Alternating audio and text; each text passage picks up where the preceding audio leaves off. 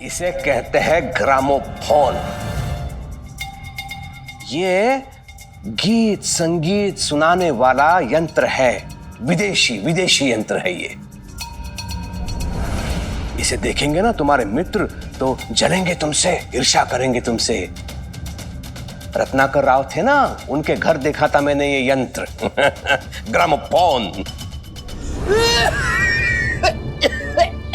मेरी बात का बाबा के लिए कोई महत्व नहीं है साईं। अरे महीने भर से तबीयत खराब है, लेकिन ना कोई औषधि लेंगे और ना कोई परहेज करेंगे। अरे तो कैसे ठीक होंगे ये? और अगर कुछ पूछो तो अपनी तकलीफ भी नहीं बताते हैं। अरे बड़ी मुश्किल से, बड़ी जिद करके आपके पास लेकर आया हूं इनको। साईं मैंने अपनी माँ तो खो दी है, लेकिन ये बाबा ही मेरे लिए सब कुछ है। अगर इन्हें कुछ हो गया ना तो मैं अपने आप को माफ नहीं कर पाऊंगा। बेटा, मैं कुछ बोलूं? साईं, अगर मैं इसे कहूंगा कि मेरी तबीयत ठीक नहीं है तो ये अपना काम धाम छोड़ के मेरे इलाज के लिए घर में बैठ जाएगा। और मैं ये नहीं चाहता कि मेरे लिए ये अपना नुकसान करे। इसे समझाइए। मैं तो अपनी जिंदगी जी चुका, पर इसने अभी शुरुआत भी नहीं की। कब तक मेरी चिंता करता रहेगा? इसीलिए मैं अपनी बीमारी के बारे में इसे कुछ भी नहीं बताता। और एक बात साई, इसे कहिए कि एक अच्छी सी लड़की देख के ये अपनी शादी करे। मुझे अपना घर बहुत सूना सूना लगता है। और साईं, घर तो औरतों से ही बनता है ना? सुना ना आपने साईं, सुना ना? सारी बात कह दी, लेकिन अपनी बीमारी की बात वो टाल गए। अब साईं के पास आए हैं तो कोई बात उनसे छुपती नहीं है। पर मेरा फर्ज तो बनता है ना कि तुम्हारी शिकायत करूं। अब साईं के समझाने से शायद तुम थोड़ा समझ जाओ।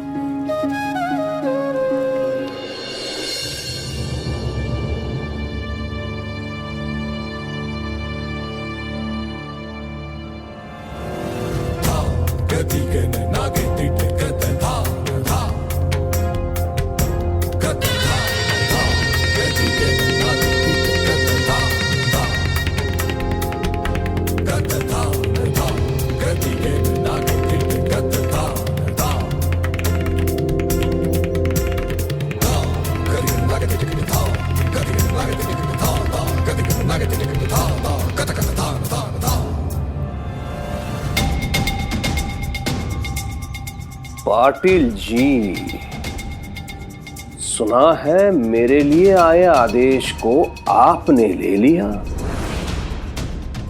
जी हाँ, शास्त्री जी ने ही हमें यहाँ चावड़ी में बुलाया था और उन्होंने ये फरमान मुझे दिया।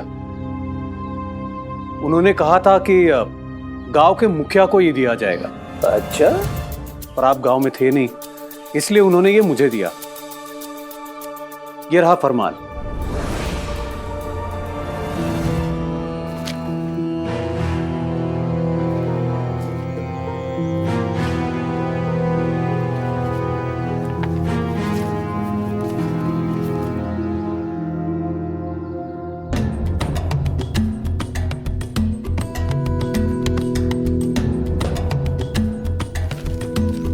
हम सब ने निर्णय लिया है कि महारानी को पैठनी साड़ी देंगे। कौन सी साड़ी? पैठनी साड़ी।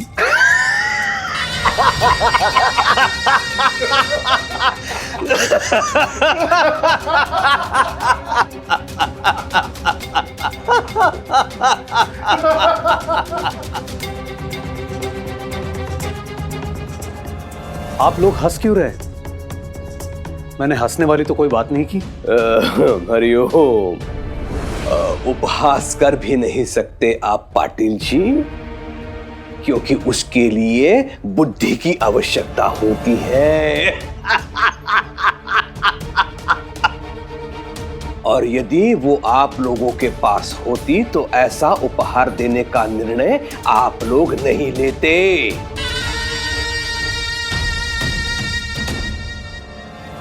महारानी है वो, अंग्रेजों की महारानी। आधी दुनिया पर उसकी हुकूमत चलती है। क्या वो तुम्हारी पैठनी पहन के लंदन घूमेगी? सारे वारे कुछ नहीं पहनती वो। उसे ऐसा उपहार देना चाहिए जिसे वो पहन सके। ऐसा हम उन्हें क्या दे सकते हैं जो वो पहन सके?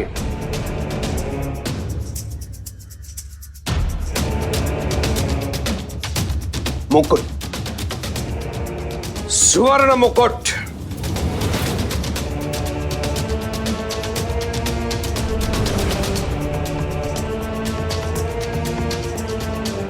सरकार वो तो बहुत महंगा होगा, क्या हम कुछ और नहीं दे सकते?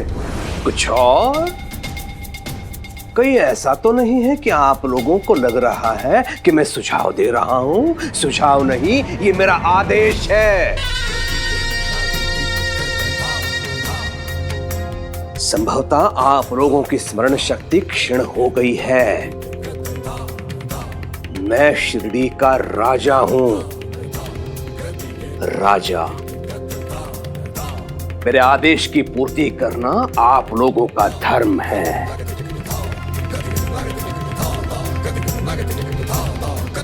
यहां से ऐसा उपहार जाना चाहिए जिससे मेरी छवि बने, और मेरी छवि बिगड़ने का मैं किसी को अधिकार नहीं दे सकता।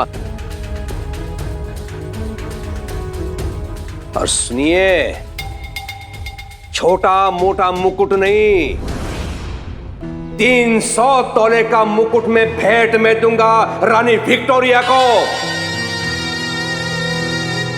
300 तोला। इसके लिए शिरडी का हर नागरिक बराबर मात्रा में अपना योगदान देगा।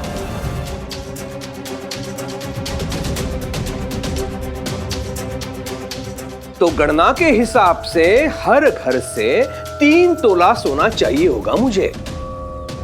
3 तोला सोना? ये तो हम सबके लिए बहुत ज्यादा है।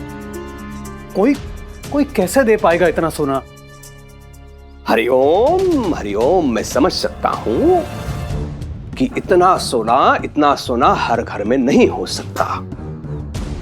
और आप तो सब जानते हैं कि जहां शिरडी की बात होती है वहां मैं आप लोगों के साथ हूं। हरिओम। इसलिए जो घर सोना नहीं दे पाएगा उसके हिस्से का सोना मैं दूंगा। अब तो ठीक है ना?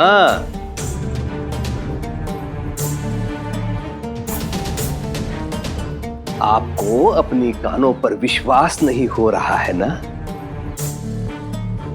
है ना? लेकिन आपने जो सुना वो सत्य है। आप में से जो भी सोना नहीं दे पाएगा उसके हिस्से का सोना मैं दूंगा, किंतु ऋण के रूप में।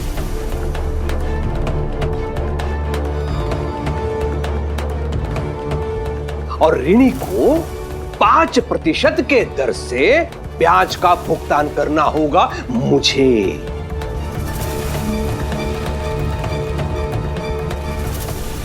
हरिओम।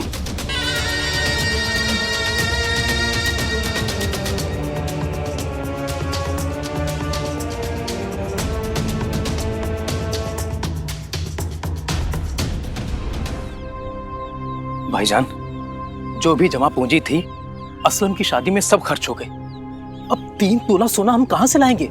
सलीम, मुझे तो इस बात की फिक्र हो रही है कि कहीं हमारे घर को अगर 2 घरों में गिन लिया गया तो कुलकर्णी सरकार को हमें 3-3 तोला सोना यानी 6 तोला सोना देना पड़ेगा। जिसको देना है वो दे, पर मैं 1 पैसा नहीं दूंगा। अब मेरे पास है ही नहीं तो कहां से दूंगा?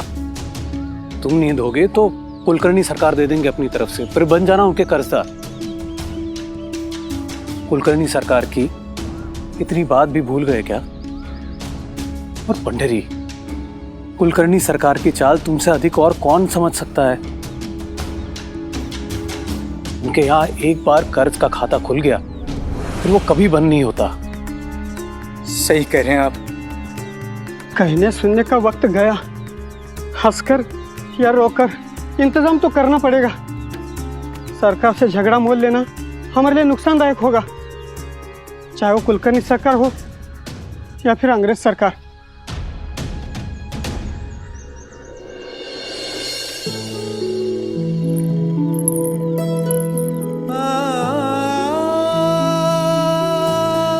इसे आप देख रहे हैं साईं? ये मेरी पत्नी की आखिरी निशानी है। वो इसे हमेशा अपने पास रखती थी ताकि अपनी बहू को दे सके, पर उसकी इच्छा अधूरी रह गई। अपने अंतिम समय में मुझे इसका दायित्व सौंपकर चली गई ताकि मैं उसकी बहू को दे दूं। तब से मैं इसे हमेशा अपने पास रखता हूं, पर यह है कि शादी का नाम ही नहीं लेता। कहता है घर में बहू आएगी तो मैं आपकी सेवा नहीं कर पाऊंगा, पर यह समझता नहीं है मेरी उम्र हो चुकी है, कब भगवान का बुलावा आ जाए। पर मैं ये चाहता हूं कि मेरी पत्नी जो अधूरा काम छोड़कर चली गई है, मैं उसे पूरा करके शांति से उसके पास चला जाऊं। कम से कम मरने के बाद ये अफसोस तो नहीं रहेगा कि मेरा बेटा अकेला है। इतना तो सुकून रहेगा कि उसकी देखभाल करने वाला कोई तो है घर में। प्रेम में हम एक दूसरे की देखभाल करते हैं, चिंता करते हैं एक दूसरे की भलाई चाहते हैं। पर प्रेम में एक दूसरे की भावनाओं का सम्मान करना, उनका ध्यान रखना, ये भी जरूरी है।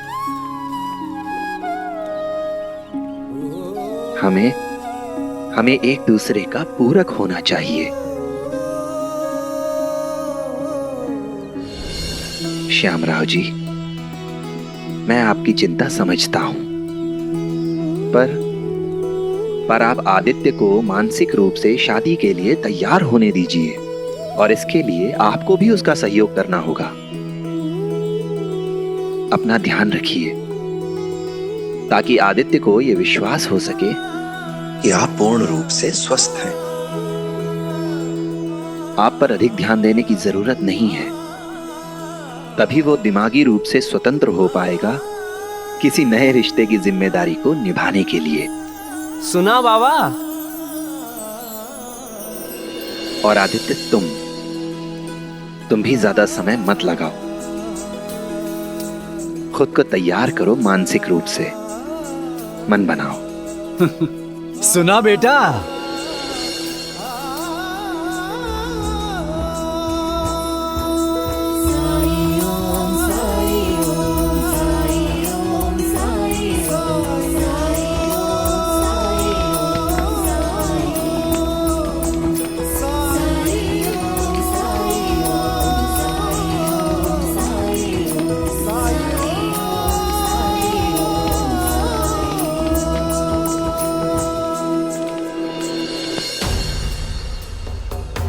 हम लोगों के घर जला दिए, फिर भी हम नहीं भागे, और तुम्हारे घर का झूला तोड़ दिया तो तुम भाग गए।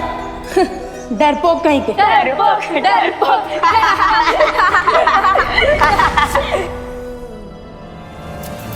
एक बार रानी के मुकुट के लिए सोने के संग्रह का कार्य पूरा हो जाए, तब दिखाऊंगा इन लोगों को इनकी औकात, इनका स्थान। बहुत जरूरी हो गया था सरकार। सरकार, सबका दिमाग 7वें आसमान पर पहुंच गया है।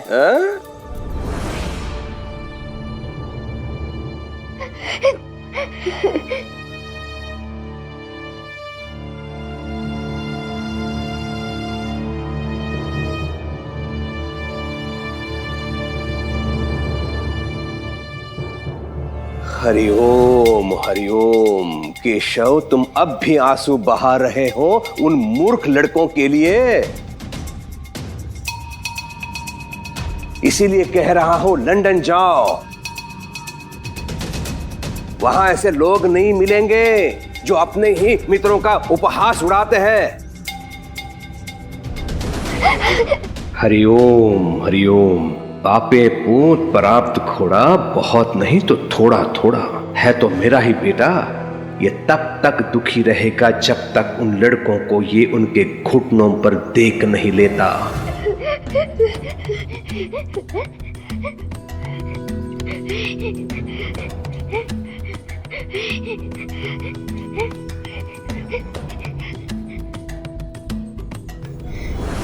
केशव, रो मत बेटा, रो मत। मैं तुम्हें ऐसी वस्तु लाके दूंगा जिसे देखकर जो तुम्हारा मजाक उड़ा रहे हैं ना, वो तुमसे मित्रता करने के लिए गिड़गिड़ाएंगे। सच? हाँ, तुम्हारे चारों ओर घूमेंगे वो। हाँ, लट्टू हो जाएंगे। और तब तुम भी सीख जाओगे कि लोगों को मुट्ठी में कैसे रखा जाता है। हरिओम। हंसो। ये हुई ना बात। हरिओम।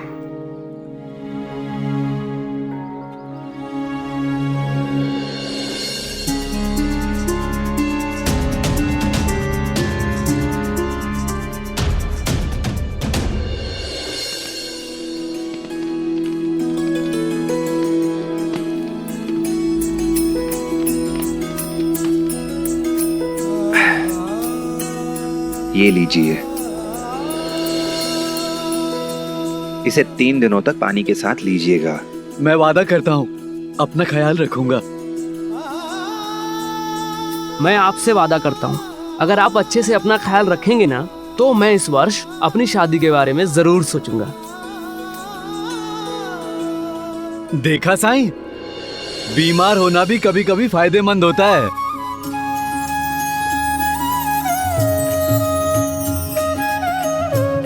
राम जी भला करें।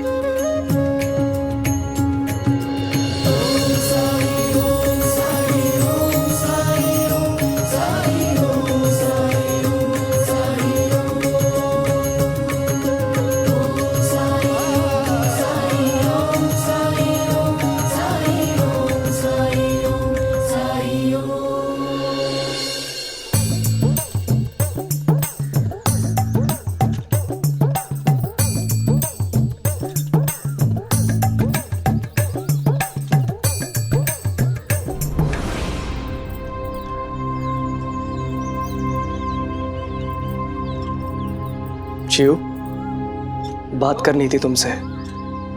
जब से आया हूं तब से मौका ही नहीं मिल पा रहा है। पंता जी, हम तो यही समझते थे कि दुनिया के सबसे बड़े फोकड़चंद और बेकार आदमी हम दोनों ही हैं, लेकिन ये खिताब अब किसी और ने ले लिया है हमसे। इस विश्वनाथ को देखकर अब मेरा भी दिल कर रहा है कि मैं भी शादी कर ही लूं और घर जमाई बन जाऊं, फिर मेरी भी ऐश मौज। अगर तुम्हारा मन हो तो बाहर घूमने चले हम लोग, जहां इस मौसम में आपका दिमाग तो ठिकाने पर है ना? ठीक है, जब तुम्हारा मन होगा तब चलेंगे। शाम को मैंने सुना यहां बाजार में बहुत चटपटा फरसान मिलता है,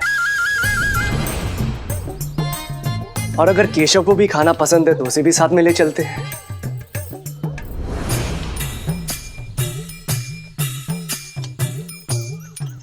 अब क्या गलत कह दिया मैंने?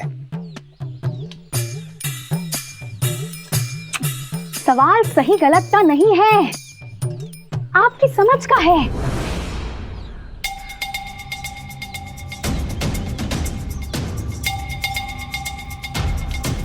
आप मुझे पूछते क्यों हैं? क्यों पूछते हैं आप मुझे? वहां गांव में भी ऐसे ही करते थे, चलो सबको लेकर चलते हैं। यहाँ भी सबको लेकर जाइए, सबको। हाँ चियो, अरे अब क्यों नाराज हो गई? चियो चियो चियो चियो।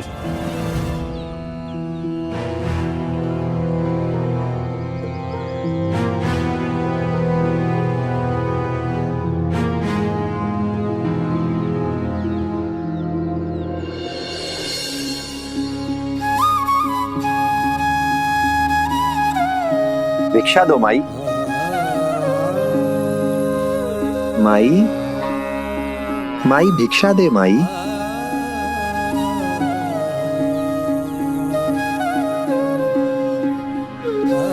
माई भिक्षा दे माई।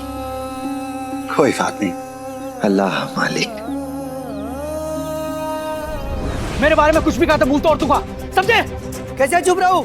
जो मैं कहा सही तो कहा, घर जमाई हो तो घर जमाई कहूंगा। एक और शब्द नहीं, मैं बता रहा हूँ। तुमको मैं बहुत मारूंगा, बता रहा हूँ मैं। कैसे मारोगे तुम?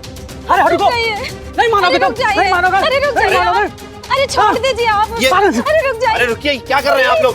रुकिए, क्यों मार रहे हो उसे?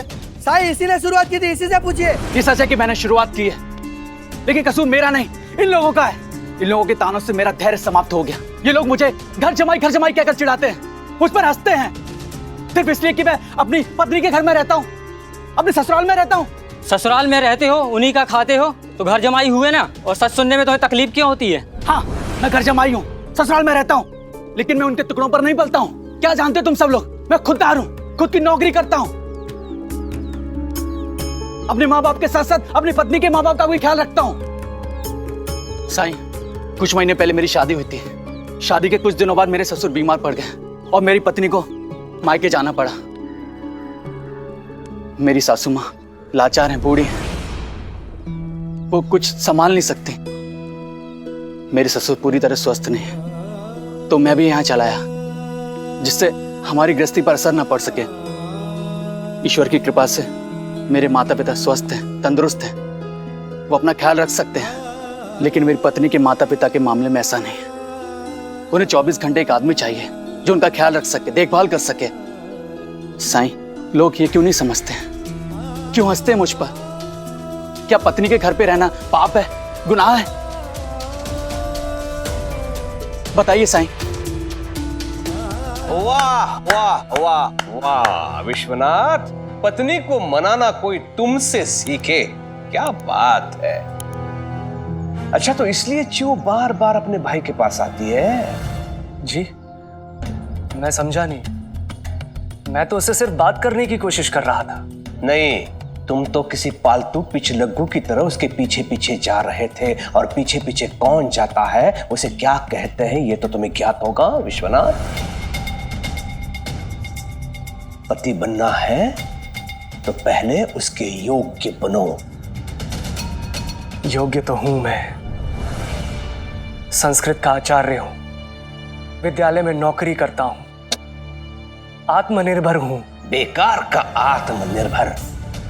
विश्वनाथ देखो, पहले भी मैं तुमसे कह चुका हूं, पुनः प्रस्ताव रख रहा हूं, संस्कृत की पाठशाला, नौकरी सब भूल जाओ। पढ़े लिखे हो, व्यवसाय करो, व्यवसाय। और जहां तक अनुभव का प्रश्न है, वो मैं तुम्हें सिखा दूंगा। तुम्हारे विषय में मैंने निर्णय ले लिया है। आज से तुम मेरे व्यवसाय में मेरा हाथ बटाओगे। हरिओम। अंता बनता। जी सरकार। सुनो, तुम लोग आज से सभी सूचनाएं विश्वनाथ जी को लाके दोगे। हरिओम। इसे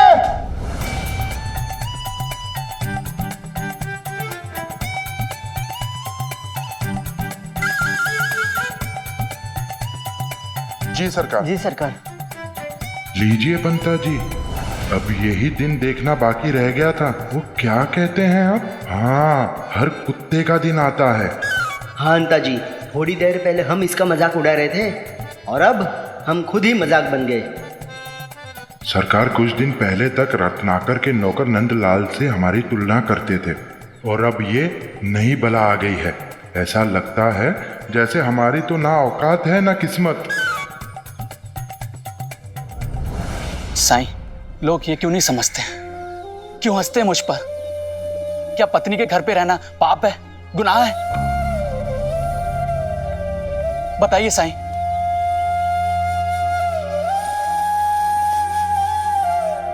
अगर कोई इंसान अपनी पत्नी के घर में रहता है, अपनी ससुराल में रहता है, तो इसका मतलब ये तो नहीं कि वो मुफ्तखोर है, उन पर आश्रित है। और किसी के बारे में भी कोई राय बनाने से पहले उसके बारे में जान लीजिए, समझ लीजिए। आप लोगों ने ये तो देख लिया कि ये अपनी पत्नी के घर में उसके साथ रहता है, घर जमाई है, पर क्या आपने कभी ये देखा कि ये कितना अच्छा पति है, कितना अच्छा दामाद, कितना अच्छा इंसान है ये, कितने अच्छे इरादे हैं इसके?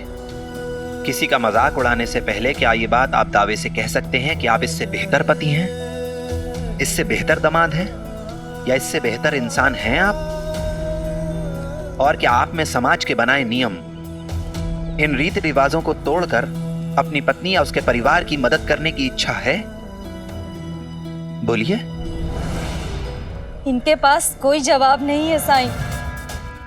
अगर मेरे पति मेरे माता पिता की सेवा करते हैं, उनकी देखभाल करते हैं, तो इसमें इन्हें क्या परेशानी है? न जाने कैसी धारणा है ये कि पत्नी के परिवार से सेवा तो ली जाती है, पर उनकी सेवा कोई नहीं करना चाहता। आपने बिल्कुल सही कहा साईं। हमें ससुराल में अपना फर्ज निभाते निभाते सालों तक मायके जाने का मौका ही नहीं मिला। कितना अजीब है ना, अगर कोई आदमी किसी औरत की मदद करता है तो समाज में उसका मजाक बनाया जाता है। क्यों? सबसे पहले तो इसने अपनी पत्नी के परिवार को भी अपना परिवार समझा, उनका भी वही सम्मान, वही इज्जत की जो अपने परिवार की करता है।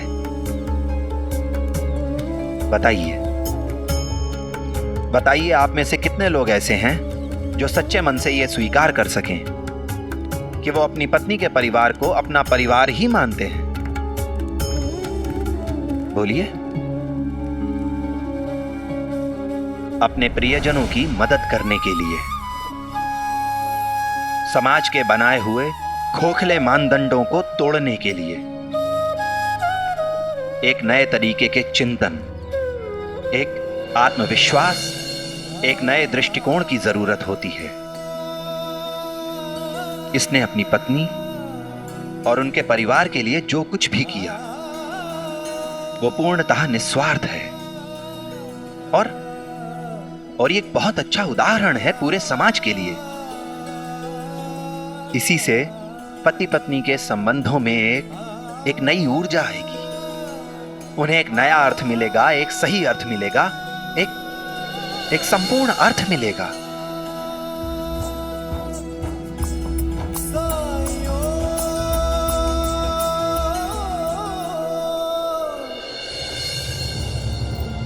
देखा आपने मेरे दादा क्या क्या करते हैं मेरे लिए। मुझे इस बात का एहसास है और मैं इनके प्रयासों की सराहना भी करता हूं, मगर मैं एक शिक्षक हूं, ये सब हिसाब किताब मुझसे नहीं होगा। सुन लिया दादा तुमने, ये नहीं बदलेंगे। इस आदमी को आगे बढ़ने की कोई महत्वाकांक्षा, कोई चाह नहीं है। नहीं चीरू, ऐसा नहीं है। ऐसा ही है। आपके साथ काम करने वाले लोग कहां से कहां पहुंच गए हैं। लोगों ने अपनी अपनी पाठशालाएं खोल ली और आप आज भी गांव की उस पाठशाला में नौकरी करते हैं।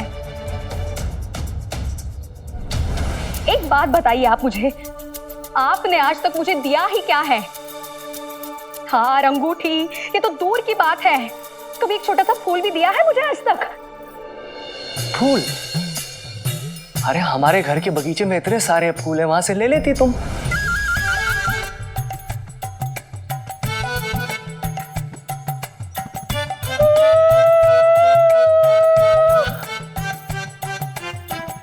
लेकिन जीव, फूल का मेरे काम से क्या मतलब? मैं यह काम कैसे कर सकता हूं जबकि करोगे, तुम ये काम करोगे। तुम मेरे बहन के योग्य हो ये सिद्ध करने के लिए ये सब कार्य तुम्हें करना पड़ेगा। यदि तुम मेरे बहन को खुश रखना चाहते हो तो तुम्हें यहां से ही आरंभ करना पड़ेगा। लेकिन जाने दो दादा, इनके बस की बात नहीं है। ये अपनी पत्नी को खुश रखने की कोशिश भी नहीं करना चाहते। ऐसा नहीं है जीवू, ऐसा नहीं है। मेरी बहन की आंखों में आंसू देख रहे हो ना विश्वनाथ, वो केवल तुम्हारे कारण है। तुम यहां इसलिए आए थे कि शिव के साथ समय बिता सको। जी। तब ये आवश्यक हो जाता है कि तुम वो करो जिससे तुम्हारी पत्नी प्रसन्न हो।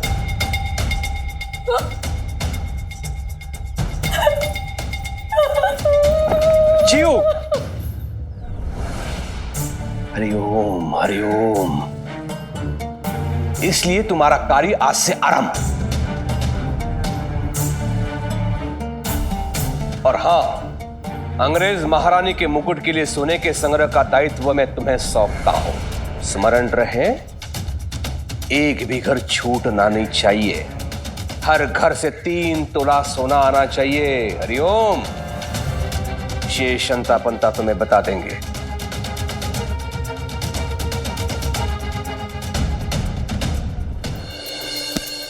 समझ गए तो काम बहुत आसान है। वसूली करते समय केवल इतना याद रखना है कि लोगों के दिलों में कुलकर्णी सरकार का खौफ बना रहे। गांव वाले 3 तोला सोना या उतना ही पैसा हमें दें, इसके अतिरिक्त उनके पास कोई विकल्प ना हो। गांव वाले सपने में भी हमें ना करने का साहस ना कर सकें। अब आप देखिए हम लोग काम कैसे करते हैं।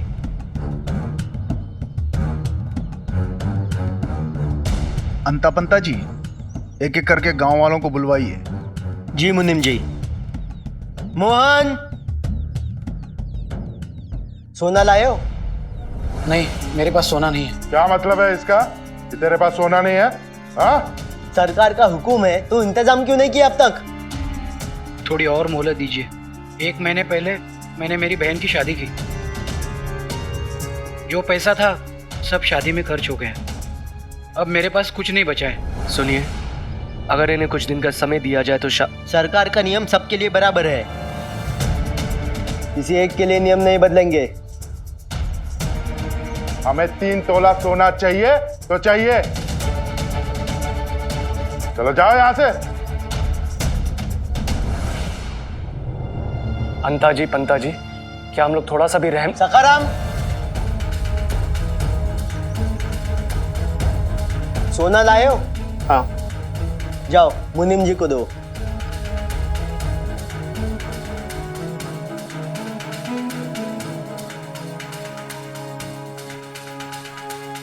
ये तो कम है। 3 तोला सोना, 1 रत्ती भी कम नहीं। और निकालो।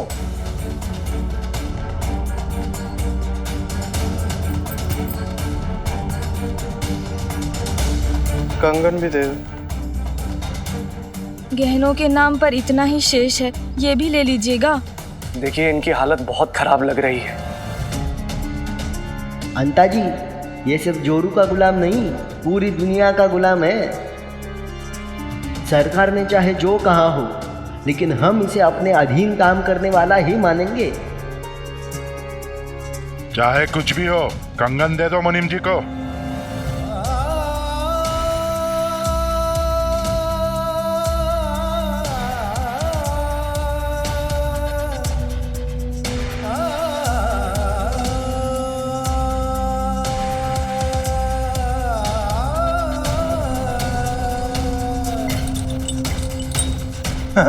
अब ठीक है। सखाराम के यहां से 3 तोला सोना प्राप्त हुआ। जाओ।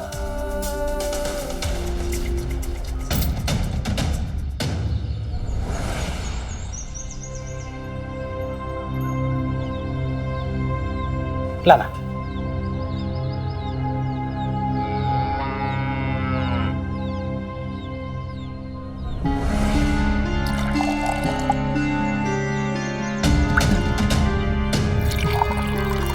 दादा, ये क्या कर रहे हैं आप? दूध में पानी क्यों मिला रहे हैं? क्या तुम्हें याद नहीं? हमें 3 तोला सोना देना है। हाँ, लेकिन उसके लिए हमें ज्यादा से ज्यादा दूध बेचना पड़ेगा। तुम्हें पता है ना, गाय तो उतना ही दूध देगी जितना वो हमेशा देती है, इसलिए करना पड़ेगा। छोटे, ये अपने घर के लिए है, शुद्ध और बिना मिलावट का, इसलिए इसे अलग रखा है। जाना तो इसे अंदर रख के आना। भिक्षाम देहि। प्रणाम साईं। राम जी भला करे। मैं अभी आया साईं।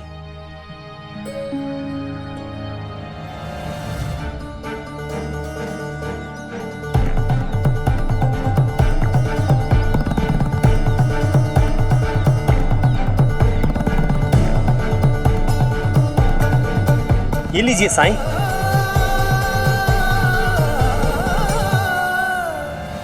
खंडू, सोना लाए हो? मेरे पास सोना नहीं है। तो 3 तोले सोने के बदले पैसे दो।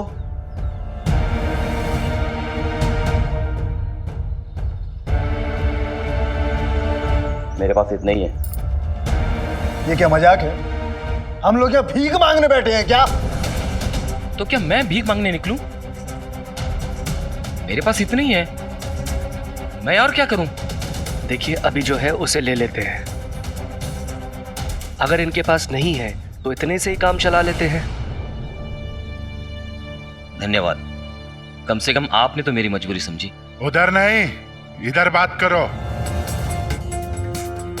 नियम तो नियम है, और भीख मांगने की जरूरत क्या है? सरकार है ना, वो तुम्हारे हिस्से का पैसा दे देंगे और तुम उन्हें ब्याज समेत लौटा देना। नहीं नहीं, मैं सरकार से पैसे नहीं लूंगा। सरकार से लिए तो जिंदगी भर नहीं चुका पाऊंगा। मुझे कल तक का समय दीजिए, मैं कुछ इंतजाम करता हूं।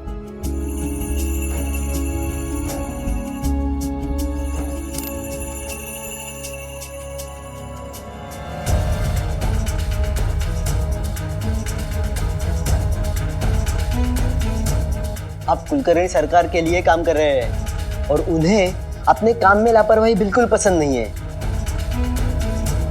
इसलिए जब हम गांव वालों से बात कर रहे हो, बीच में बोलने की, दखल देने की कोई जरूरत नहीं है, समझे?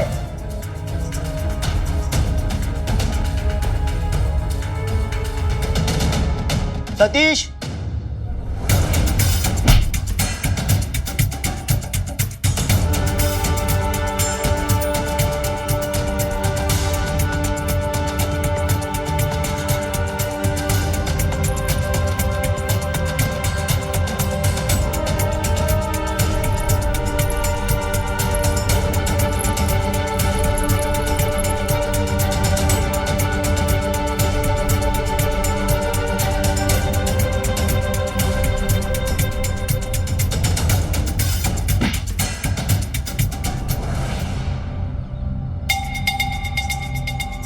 पंता जी, आपकी बात सुन के तो मैदान छोड़ के भाग खड़ा हुआ दामाद जी। अंता जी, अब पता चल गया कि चूताई ससुराल में रहना क्यों नहीं चाहती है। ऐसे आदमी का होना ना होना सब एक बराबर है।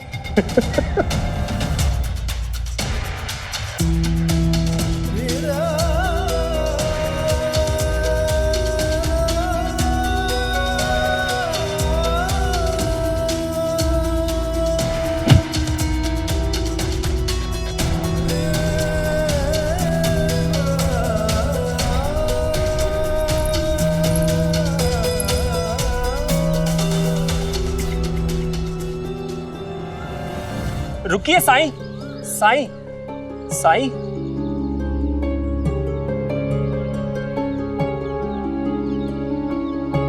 हमसे कोई गलती हो गई क्या? आप बिना भिक्षा लिए ही जा रहे हैं, क्या आप हमसे नाराज हैं? तुम दूसरों को जो भिक्षा देते हो, क्या वही वस्तुएं तुम खुद भी प्रयोग में लाते हो?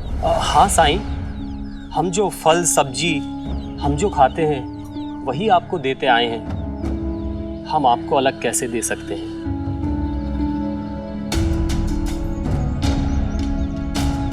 फिर उस बाहर रखे दूध का क्या, जो तुमने ग्राहकों को बेचने के लिए रखा है? जो दूध तुम अपने बच्चों को पीने के लिए देते हो, क्या इस बेचने के लिए रखे दूध में भी वही गुणवत्ता, वही शुद्धता है? आपको कैसे? लोग तुम पर भरोसा करते हैं, लेकिन तुम अपने पेशे से ही बेईमानी कर रहे हो, धोखा दे रहे हो तुम ग्राहक को। और ग्राहक तो भगवान होता है ना। क्या करें साईं, हर घर को 3 तोला सोना देना है, हमारे पास इतना पैसा नहीं है और ना ही समय। हम लोग वो सब कुछ करने की कोशिश कर रहे हैं जो हम कर सकते हैं। अगर कोई गलत करेगा तो क्या तुम भी वही करोगे? बोलो। तुम्हारी अपनी नैतिकता का कोई मूल्य नहीं, कोई महत्व नहीं। सोचो, अगर हर इंसान अपने सुख सुविधा के लिए, अपने स्वार्थ के लिए धर्म का रास्ता त्याग कर अधर्म का रास्ता अपना ले, तो फिर हम अपनी आने वाली पीढ़ियों को ये कैसा संसार, ये कैसी दुनिया देकर जाएंगे? आज तुम आज तुम दूध बेचने में बेईमानी कर रहे हो, मिलावट कर रहे हो दूध में। कल कोई और बेईमानी करेगा, मिलावट करेगा, ऐसे ही हर इंसान मिलावट करता जाएगा, संसार भर में बेईमानी हो जाएगी और शिरडी के सामने फिर एक बार वही समय आएगा जो अभी से कुछ दिन पहले था। सब लोग एक दूसरे के दुश्मन हो जाएंगे। एक बात याद रखो, किसी भी तर्क के आधार पर गलत को सही सिद्ध नहीं किया जा सकता। मुझसे गलती हो गई साईं, मैं आपसे वादा करता हूँ आइंदा ऐसा कभी नहीं करूँगा। काका, एक आने का दूध दो। अभी देता हूँ बेटा।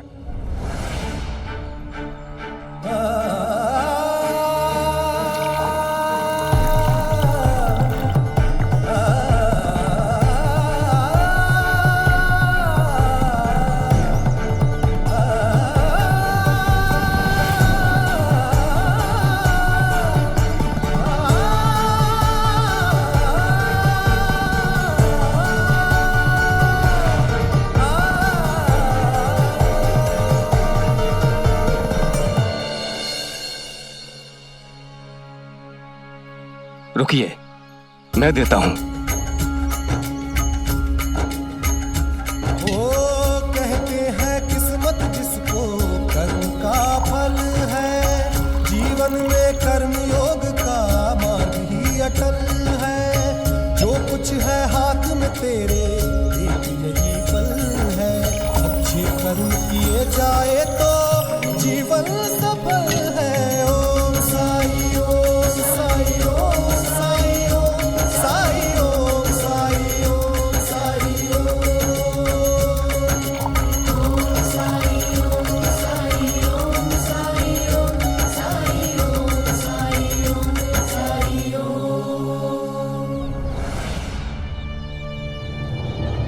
ये क्या कर दिया तूने छोटे? वो दूध क्यों दिया? वो तो हमने हमारे घर के लिए रखा था। दादा, मिलावट वाला दूध ग्राहकों को देकर हम उनके साथ धोखा कर रहे हैं। लेकिन मैंने तुम्हें थोड़ी देर पहले ही समझाया था ना, ये ऐसा हम क्यों कर रहे? 3 तोला सोना देना है। साईं ने हमारी गलती बता दी है मुझे। कोई भी चोरी छोटी नहीं होती। हीरा चोर या खीरा चोर, चोर चोर होता है। अगर हम आज कोई भी अनैतिक काम को छोटा और उचित ठहराने लगे तो वो दिन दूर नहीं जब बड़ा पाप करते समय शायद किसी का हाथ ना कांपे। और आप अपने घर के बच्चों को क्या शिक्षा देना चाहते हैं? क्या यही भविष्य देना चाहते हैं?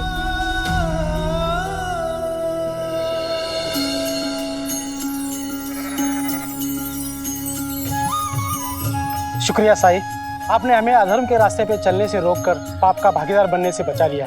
सबका मालिक एक।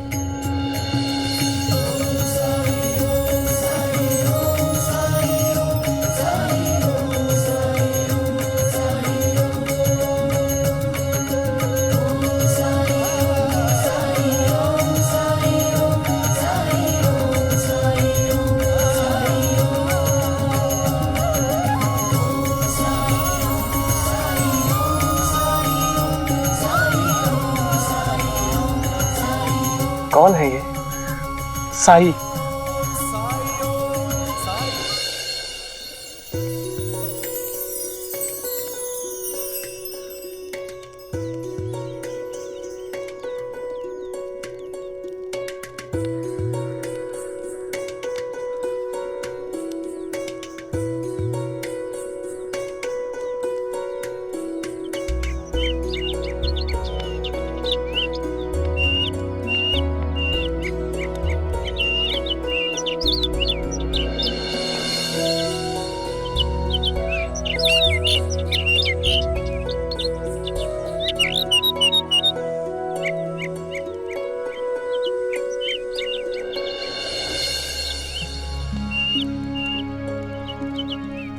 अरे लक्ष्मी, इतनी सुबह सुबह और वो भी तख्ती के साथ, कोई खास बात है क्या? हाँ साई, आज परीक्षा है हमारी और मुझे तो बहुत डर लग रहा है क्योंकि मेरी तैयारी अधूरी है। क्यों? तैयारी नहीं की क्या? वो क्या है ना, घर में कोई ना कोई आते जाते रहता है, बातें होती रहती है, इसीलिए मैंने सोचा कि मैं बाहर बैठकर पढ़ाई करूं। लेकिन हमारे बस्ती में भी बहुत शोर होता है। मैं पढ़ूं कैसे, ध्यान कैसे लगाऊं? मैंने तुम्हें कितनी बार समझाया, अगर तुमने नियमित रूप से अभ्यास किया होता तो आज तुम्हें इतनी मुश्किल का सामना नहीं करना पड़ता। अगर ध्यान लगाना है तो सबसे पहले अपने मन को शांत करना होगा, फिर केवल उसी काम पर ध्यान लगाना होगा जो करना है। वो काम कैसे होगा, उसका परिणाम क्या होगा, इस बारे में सोचना भी नहीं है। बस काम करना है, ये बात दिमाग में होनी चाहिए। और एक बार ध्यान लगाना आ गया तो फिर चाहे बाहर ढोल बजे या बिजली गिरे, तुम्हें कोई विचलित नहीं कर पाएगा। तुम्हारा ध्यान कोई नहीं भटका पाएगा। पर मैंने बहुत कोशिश की साईं, मुझसे नहीं होता। अभ्यास से कुछ भी संभव है लक्ष्मी। परीक्षा में थोड़ा ही समय शेष है। चलो मैं तुम्हें ध्यान का अभ्यास कराता हूं। आसन याद है ना? ठीक है।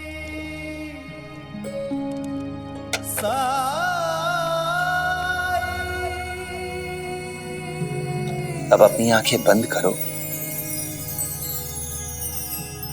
और एक सफेद प्रकाश की कल्पना करो। उस प्रकाश पर ध्यान केंद्रित करो अपना। उस प्रकाश पर अपना ध्यान केंद्रित करती जाओ। बाहर की सारी ध्वनियों को अनसुना कर दो।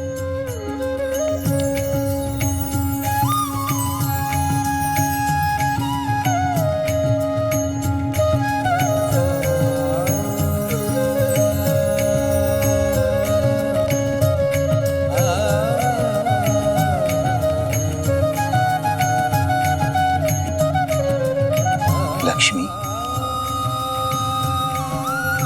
क्या मेरी आवाज सुनाई दे रही है तुम्हें? क्या तुम मुझे सुन पा रही हो?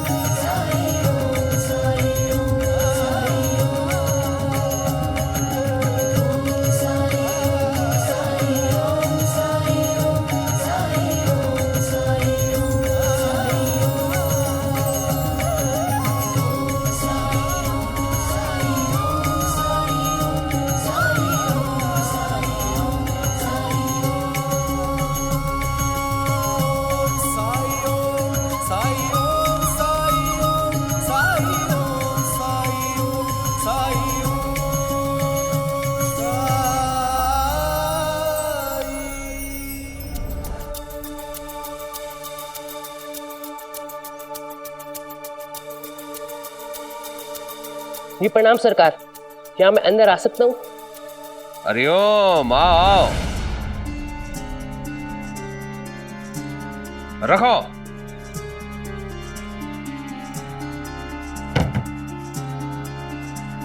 हरिओम। केशव आ बेटा आ। मैंने कहा था ना तुम्हें कि तुम्हारे लिए मैं एक ऐसी चीज लेके आऊंगा कि जिसे देख के तुम्हारा मजाक उड़ाने वाले तुम्हारे मित्र तुमसे मित्रता करने के लिए आगे पीछे दौड़ेंगे। ये है वो वस्तु। लोगों के लिए तुम आकर्षण का केंद्र बन जाओगे केशव। हाँ, लोग ईर्ष्या करेंगे तुमसे, जलेंगे। वो चीज है ये। मैं खोल के दिखाता हूं तुम्हें।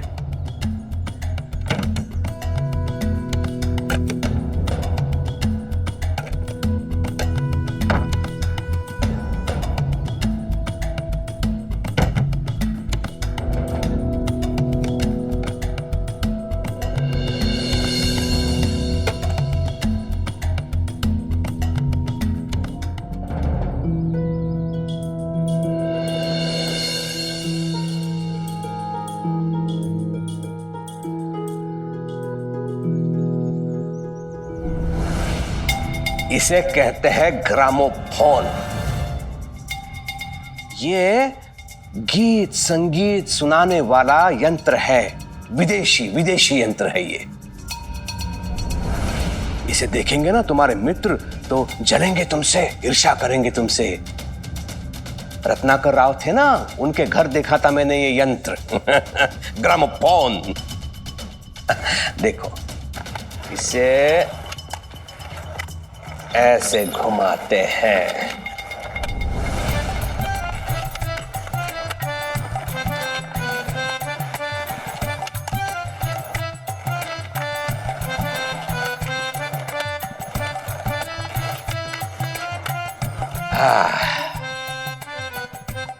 देखो क्या लाए हम। ये क्या है सरकार?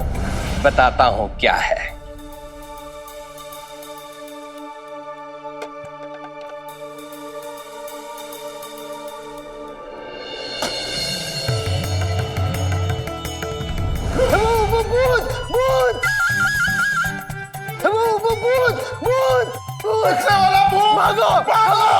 अरे गधो, मेंढको, ये भूत नहीं है, ये गीत संगीत सुनाने वाला यंत्र है। भाग गए गधे कहीं के।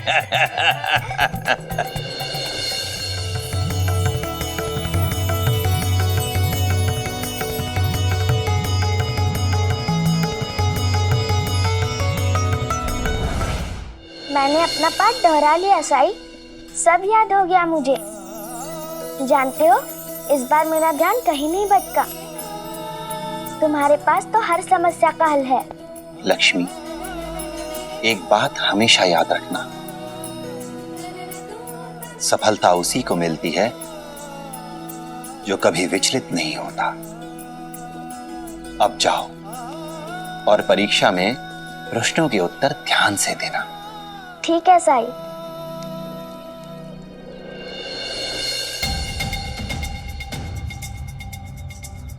है कि नहीं अद्भुत?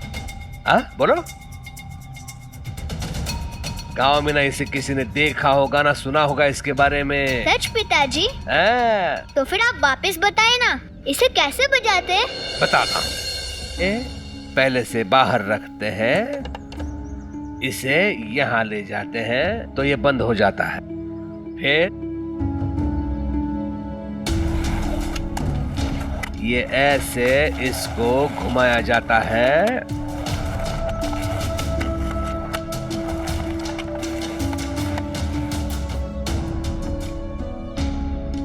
बहुत आसान है पिताजी, मैं सीख गया।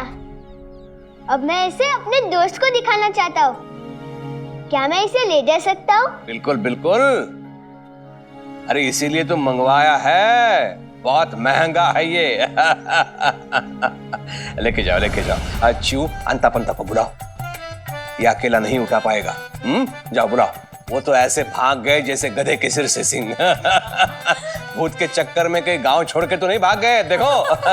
क्यों परेशान हो रहे हो दादा? लौट के बुद्धू घर को ही आएंगे। हाँ। वैसे दादा, अगर किसी को केशव के साथ भेजना है ना, तो इन्हें भेजो। ये तो कब से प्रतीक्षा कर रहे हैं कि इसे घुमाने कब ले जाएंगे, है ना? अच्छा। फूफाजी लोग तो अपने भतीजे को बहुत चाहते हैं, है कि नहीं? जा रहे हैं तो जाइए जाइए, लेकिन ध्यान रखिए इसका कहीं ये टूट न जाए।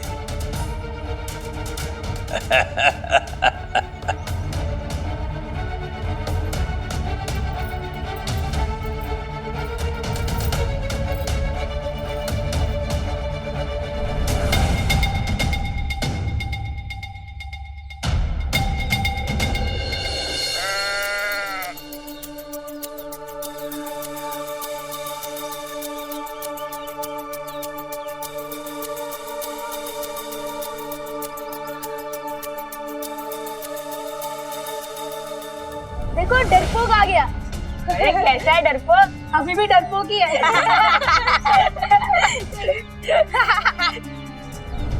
मैंने कहा था ना तुम्हें कि तुम्हारे लिए मैं एक ऐसी चीज लेके आऊंगा जिसे देख के तुम्हारा मजाक उड़ाने वाले तुम्हारे मित्र तुमसे मित्रता करने के लिए आगे पीछे दौड़ेंगे। ये है वो वस्तु। लोगों के लिए तुम आकर्षण का केंद्र बन जाओगे केशव। फूफा जी, ग्रामोफोन निकालिए।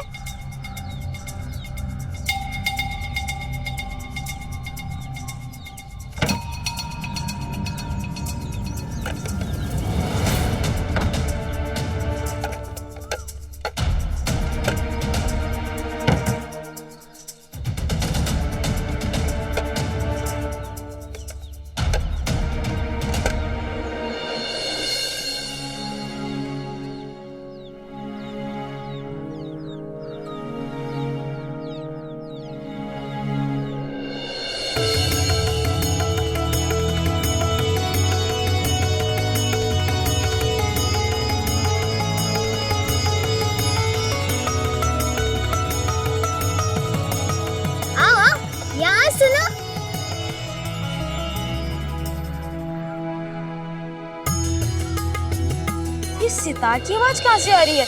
केशव, क्या ये तुम्हारे पीछे से आ रही है? पीछे से नहीं, इससे आई आवाज। इसे ग्रामोफोन कहते हैं। सितार, तबला, बांसुरी, गीत सब इसके अंदर है। मतलब तुम बोल रहे हो कि टून के सारे सजिंदे इस बक्से के अंदर छुपे हुए हैं? झूठ मत बोलो, कुछ भी बोलता है। अरे सच बोल रहा हूँ, नहीं मानना है तो मत मानो।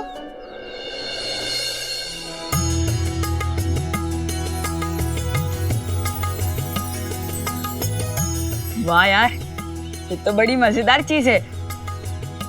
मेरे पास और भी बहुत कुछ है सुनाने के लिए। तो वो सुनाओ ना। हाँ हाँ सुनाओ ना। सुनाओ ना। हाँ।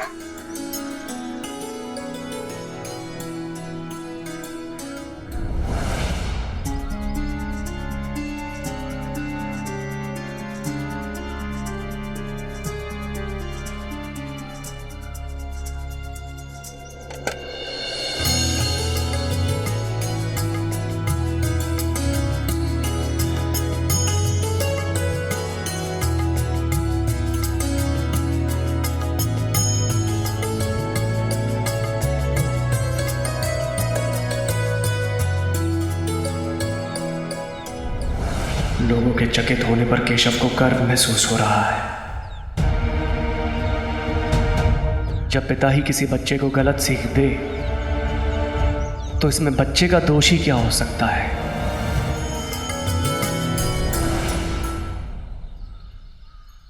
अरे ये रुक क्यों गया? ये खराब हो गया क्या? अब नहीं बजेगा? अरे परेशान मत हो, अभी फिर से बजने लगेगा।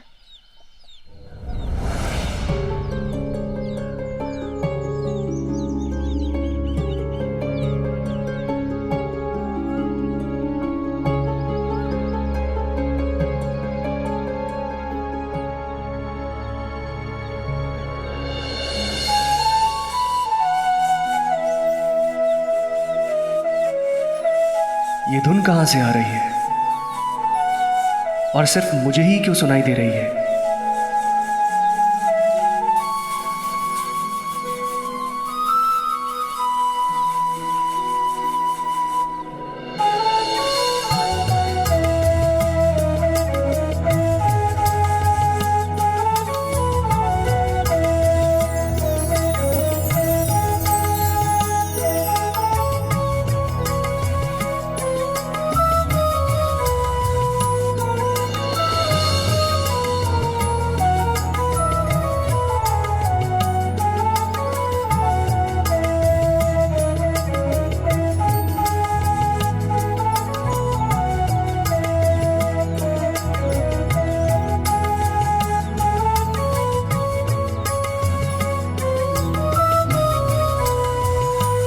क्यों ऐसा लग रहा है जैसे ये आवाज मुझे बुला रही हो?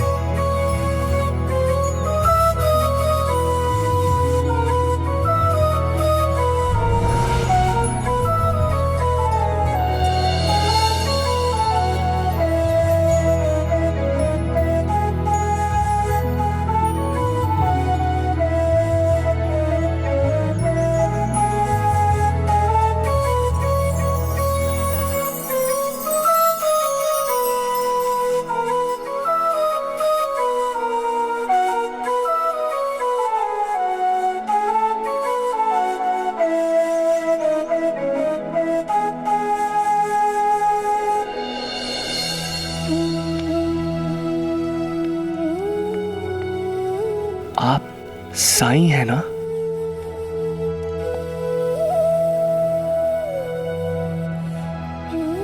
आप ये धुन कैसे जानते हैं? कुलकर्णी सरकार ने वो यंत्र तो आज ही मंगवाया है।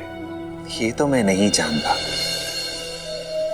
लेकिन इतना जरूर जानता हूं कि संगीत प्रकृति ही बनाती है, मानव नहीं। सारे स्वर हमें प्रकृति से ही प्राप्त होते हैं। चिड़ियों की चहचहाट से लेकर भौरों के गुंजन तक, मेघों के घुमड़ने से लेकर बिजली की चमक, और बिजली की चमक से लेकर नदियों की कलकल तक, सारा संगीत हमें इस वातावरण, इस प्रकृति, इस ब्रह्मांड से ही प्राप्त होता है। उसी के आधार पर हम धुन बनाते हैं, गीत बनाते हैं। इसलिए संसार में कहीं भी चले जाओ, कोई फर्क नहीं पड़ता, क्योंकि प्रकृति एक है। इसलिए संगीत में समानता अवश्य मिलती है। संसार में कहीं भी जाओ, सुर साथ ही होते हैं और एक ही समान होते हैं। इसलिए संसार का कोई भी गायक, कोई भी वादक प्रकृति के सामने बौना ही है। क्या आपने ये धुन प्रकृति के संगीत को सुनकर सीखी है? ये कैसे संभव है? अपनी आंखें बंद करो और अपने आसपास के वातावरण, इस निसर्ग को सुनने का प्रयास करो।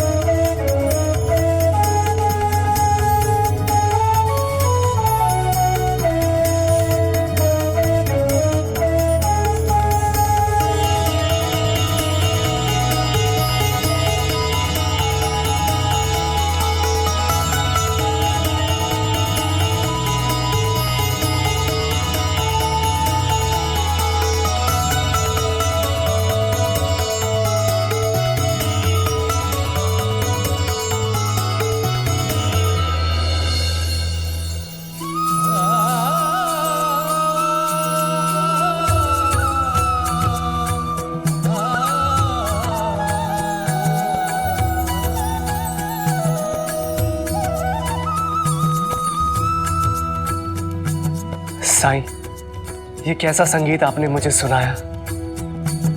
मैं अंदर से बहुत थका हुआ था, परेशान था, विचलित था, मगर इस संगीत ने मेरे अंदर की हलचल को बिल्कुल शांत कर दिया।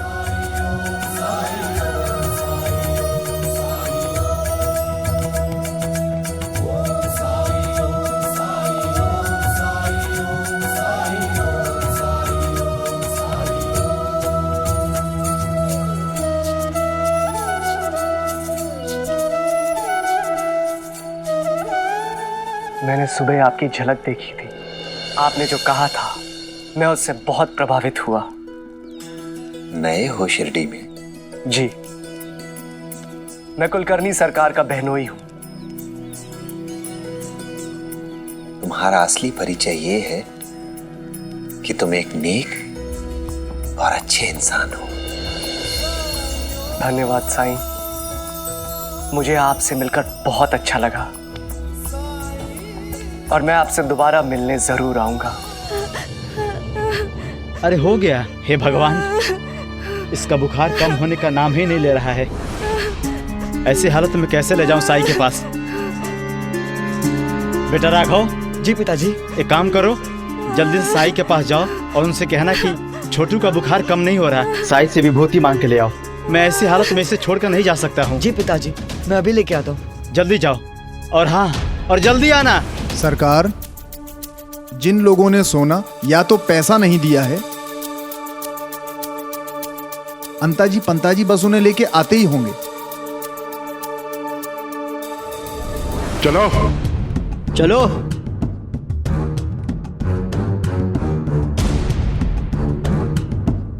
चंदू और उसके पिताजी को नहीं लाए? वो लोग नहीं मिले, उन्हें अगली बार ले आएंगे। बाकी सभी देनदारों को लेकर आए हम सरकार। हरिओम। सब लोगों ने दिया, तुम लोगों ने नहीं दिया। हाँ, क्या तुम लोग मेरे सगे संबंधी लगते हो? और यदि लगते भी तो भी देना पड़ता, क्योंकि नियम नियम है। मैं दे दूंगा, बस थोड़ी सी मोहलत दे दीजिए। हाँ सरकार, पैसे का इंतजाम कर दूंगा, बस थोड़ा समय दे दीजिए आप।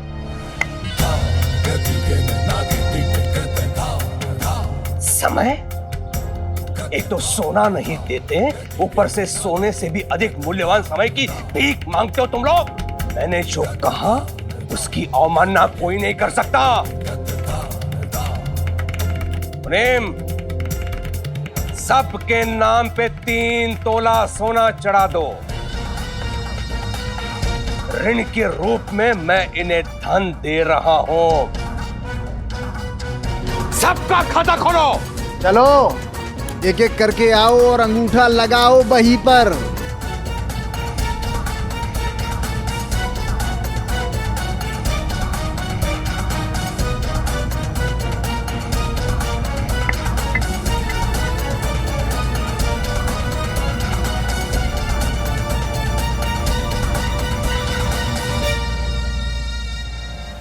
साई, मेरा छोटा भाई है ना साई, वो बहुत बीमार है। पिताजी ने कहा कि मैं आपसे विभूति मांग कर ले आऊं साई।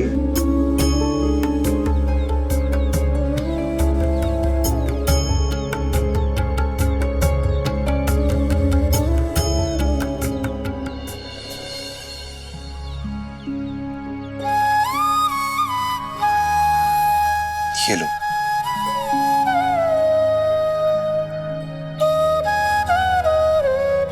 शाम को आकर बताना कि उसकी तबीयत अब कैसी है। ठीक है साई। अब जाओ।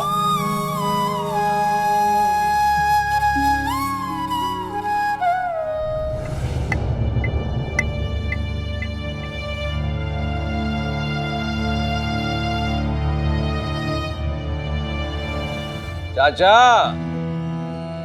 क्या अलग से निमंत्रण दूं तुम्हें? हाँ? अंगूठा लगवाओ। मैं आपके पिता की उम्र का हूं सरकार। आपको देने के लिए मेरे पास कुछ भी नहीं है। जो कुछ भी था बेटियों की शादी और पत्नी की बीमारी में खत्म हो गया, और इसके अलावा मेरे पास कोई दूसरा सहारा भी नहीं है। किसी तरह से गुजर बसर हो रहा है। यह तो भगवान का शुक्र है कि लोगों के सामने हाथ फैलाए बिना एक जून की रोटी का जुगाड़ कर लेता हूँ सरकार। यह 3 तोला सोना मैं कहाँ से लाऊं? कर्ज ले भी लूं तो चुकाऊं कैसे सरकार? हरिओम हरिओम। बहुत दुख हुआ चाचा तुम्हारी ये राम कहानी सुनकर। दर्द हुआ दर्द, तुम इस अवस्था में देख के। चाचा, मैं ढकेलना नहीं चाहता हूं तुम्हें ऐसी अवस्था में, लेकिन क्या करो तुम ही बताओ। अंग्रेज सरकार का आदेश जो है और उसकी अवहेलना मैं नहीं कर सकता हूं चाचा। हरिओम, मुझे क्षमा कर दो सरकार। अगर आज मेरे ये पैर ठीक होते, ये पैर मेरा साथ देते, तो आज भी मैं गांव में घूम के काम मांग करके आने तो जरूर कमा लेता। हाँ हाँ। और कुछ न कुछ पैसे जुटा सकता था। लेकिन क्या करूं, मेरे पैरों में बहुत दर्द होता है। मैं ठीक से चल भी नहीं पाता हूं सरकार। हरिओम हरिओम। क्या हुआ तुम्हारे पैरों में? क्या बताऊं सरकार, घर का छप्पड़ ठीक कर रहा था, ऊपर से गिर पड़ा। बुढ़ापे की हड्डी तो है ही है, दर्द कम ही नहीं हो रहा है। चाचा, तो उपचार के लिए क्यों नहीं आए तुम? लेप लगवा दिया होता तो अब तक दौड़ने लग चुके होते तुम। मेरे पास उपचार के पैसे नहीं हैं सरकार। हरिओम हरिओम। चाचा, ये आवश्यक नहीं है कि हर उपचार में पैसे लगे। मैं तुम्हें लेप देता हूँ, उसका कोई पैसा नहीं लूंगा मैं तुमसे। हरिओम। ऐसा क्या? तो सरकार ये लेप मुझे दे दीजिए ना। अरे ये क्या है? रुको, मैं देता हूं तुम्हें। लो लो लो।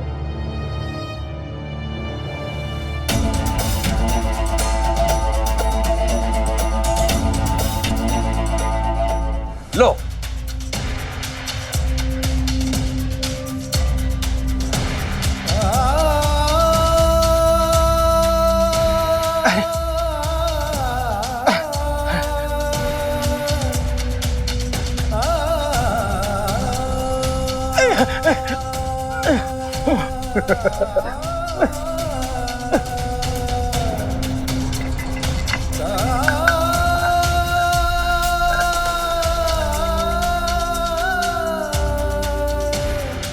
ले लो ले लो, लेप ले लो।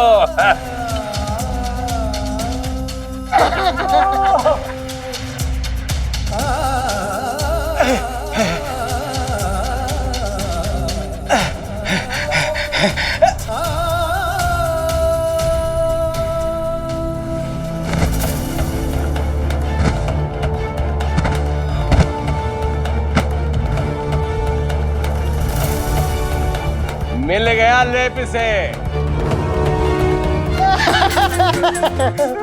चाचा जी, इस गांव में रहना भी है और सरकार को धन भी नहीं देना है, मुफ्त में औषधि भी चाहिए।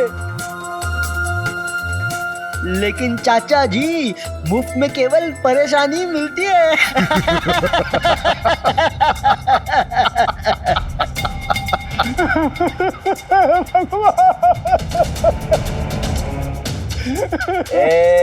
चुप, एकदम चुप।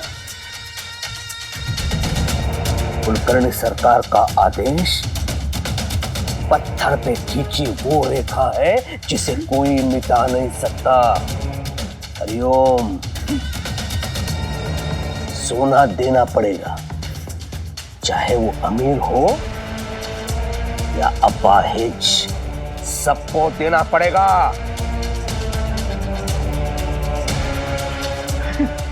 जा।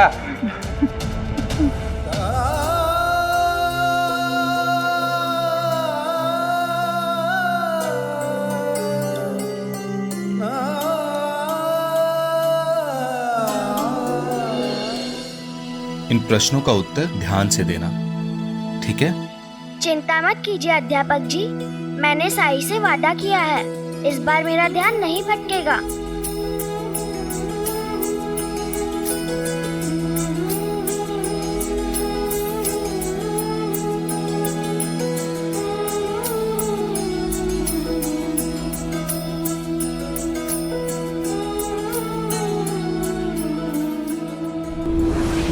सुबह से इंतजार कर रहे हैं, पता नहीं बच्चे कहां रह गए।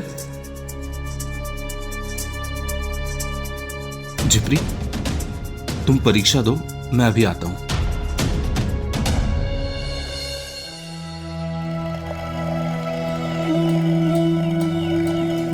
भिक्षा दे माई।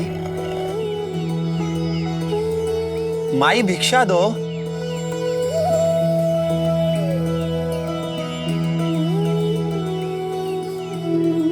साईं,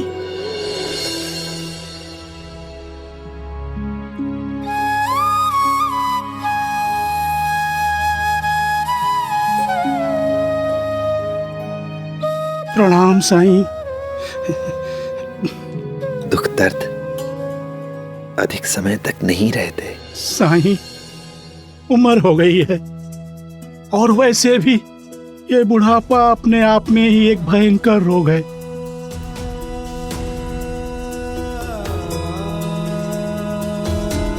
इस उम्र में कितना भी इलाज करवा लो, जोड़ों का ये दर्द नहीं जाता है। ऊपर से कुलकर्णी सरकार के अत्याचार।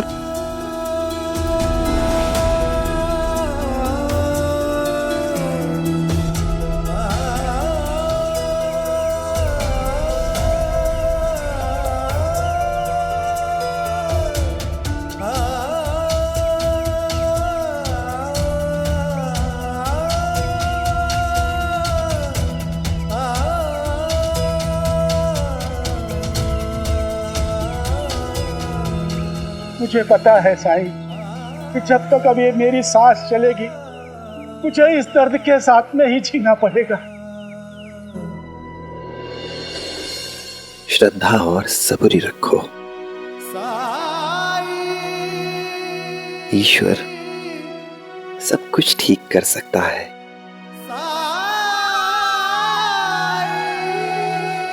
अच्छा चलता हूँ साईं। आया हूँ साईं मोरे बीच मझधार, तुम ही लगा दो साईं तुम ही पार। थाम ले हाथ में साईं मोरी पतवार, मोरे साईं मोरे दाता तुम ही हो मोरे तारणहार। परम ज्ञान का साईं जानबूझकर उस बूढ़े आदमी के पैरों के निशान पर अपने कदम रखकर क्यों चल रहे हैं? अज्ञान तिमिर से घिरा भयंकर, ज्योति शुभंकर साई राम। ओम साई ओम साई ओम साई ओम साई ओम साई ओम साई ओम साई ओम साई ओम साई ओम साई ओम साई ओम साई ओम।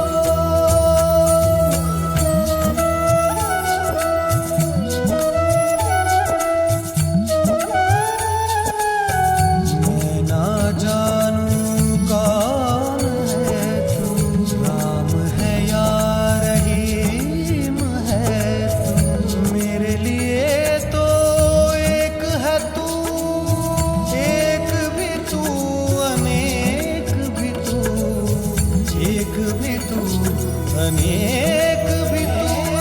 जन्मों के पर्वत लांघ के आया तेरे दर में साई रे, कृपा दृष्टि से मिट जाएंगे तेरे लख 84 रे। भव सागर तर दे, घन दुख के हर दे, तुम कृपा सिंधु दे अमृत बिंदु। अलख उजियारे दीनों के सहारे, ओ परम ज्ञान का भर दे अंजन। अलख निरंजन साई राम।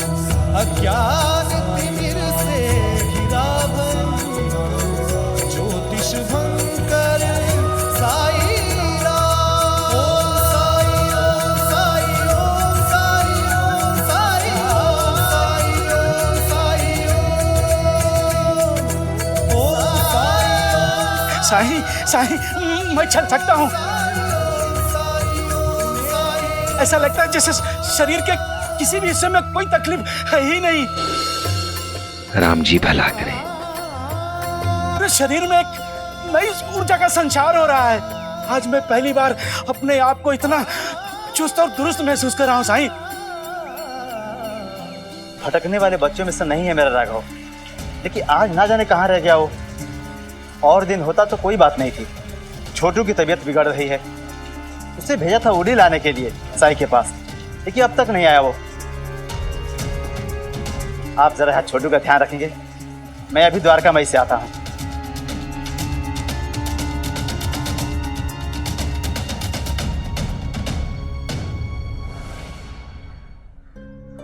साई साई प्रणाम साई। राम जी भला करें। राघव आया था आपके पास उदी लेने। हाँ, और वो तो कब का उदी लेकर गया। गया तो अभी तक घर क्यों नहीं पहुंचा? वो ऐसी लापरवाही तो कभी नहीं की। रुको,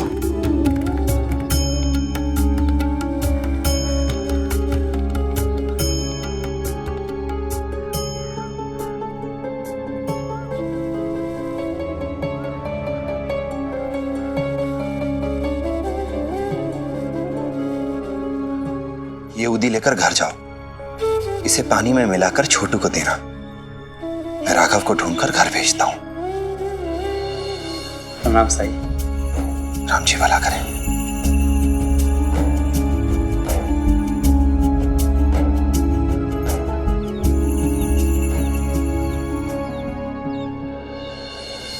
अरे आई कपड़े धोते धोते कहाँ चली गई? साई, साई, आपने मेरे विद्यार्थियों को कहीं देखा है क्या? आज उनकी परीक्षा है, पर झिपरी को छोड़कर कोई भी विद्यालय नहीं पहुंचा। नहीं श्यामा, पर बात कुछ अजीब है, क्योंकि गांव का एक और बच्चा अपने घर नहीं पहुंचा है। आओ। आहो, बहनी सब्जी लेने गई है, अब तक नहीं आई है, खाना कैसे बनेगा? मैं अभी जाकर देखता हूँ।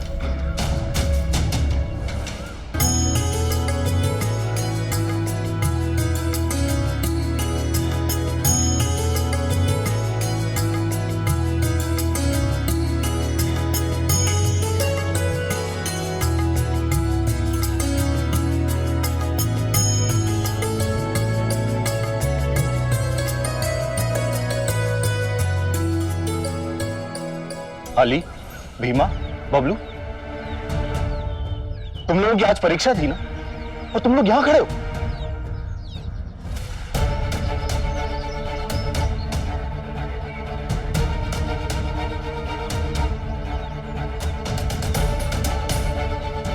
राघव, तुम तो अपने भाई को उदी देने गए थे ना? वो साई, मैं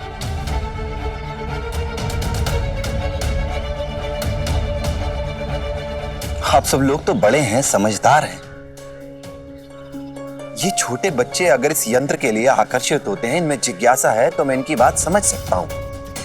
लेकिन आप समझदार लोग अपने सारे काम धाम छोड़कर यहां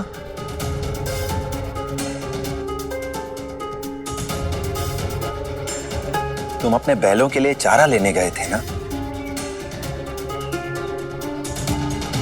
तुम यहां खड़े होकर तमाशा देख रहे हो और वहां तुम्हारे बेजुबान जानवर भूखे हैं।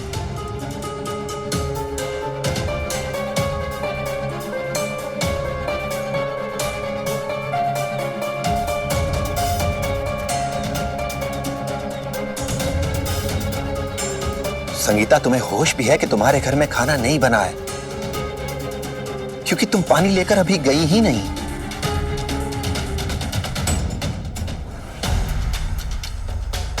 तुम्हारी सब्जी बाजार में सूख रही है और तुम यहां इन बच्चों के साथ खड़े होकर तमाशा देख रहे हो। और आप सब धरती पुत्र, हमारे किसान, ये सब अपने काम काज छोड़ के, अपनी खेती बाड़ी छोड़कर बच्चों के साथ बच्चे बने हुए हैं।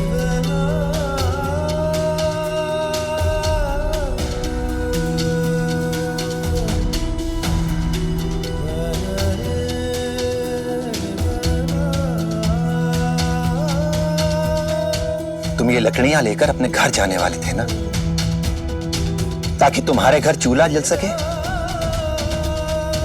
खाना बन सके तुम्हारे घर।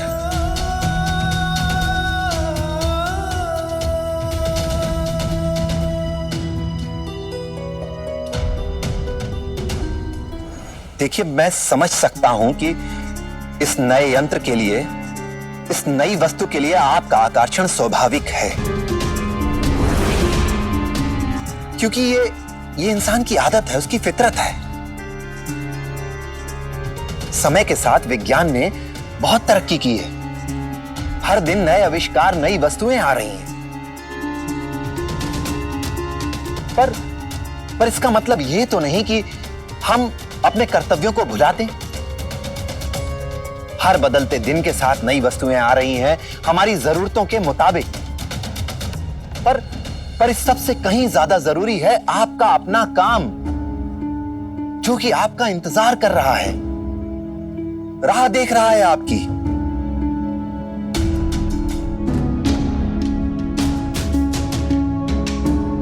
एक बात हमेशा याद रखना,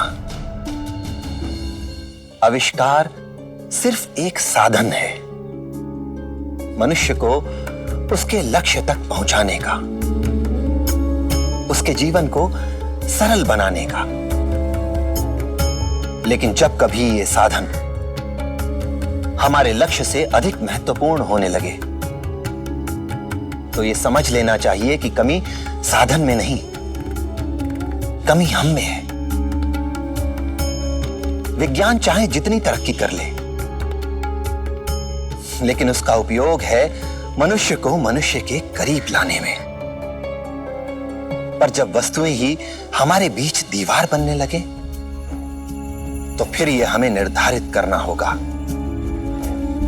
कि ये वस्तुएं हमें नियंत्रित करेंगी या हम इन वस्तुओं को।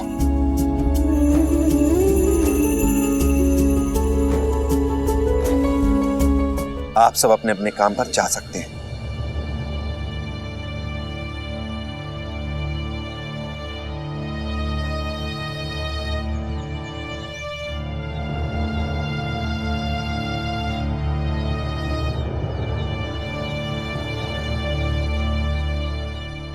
साईं,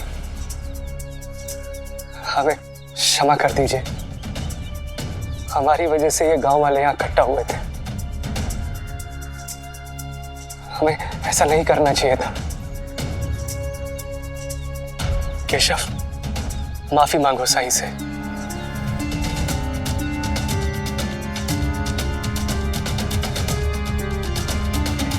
केशव, माफी मांगो साईं से।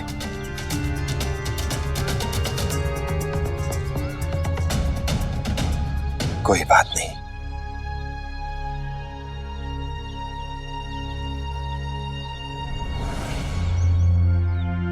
लगता है साईं हमसे नाराज हो गए। केशव, मेरे विचार से तुम्हें भी साईं से माफी मांगनी चाहिए थी। साईं, साईं रुकिए साईं। साईं, केशव की तरफ से मैं आपसे माफी मांगता हूं। पता नहीं वो कुछ कह नहीं पा रहा है आपसे।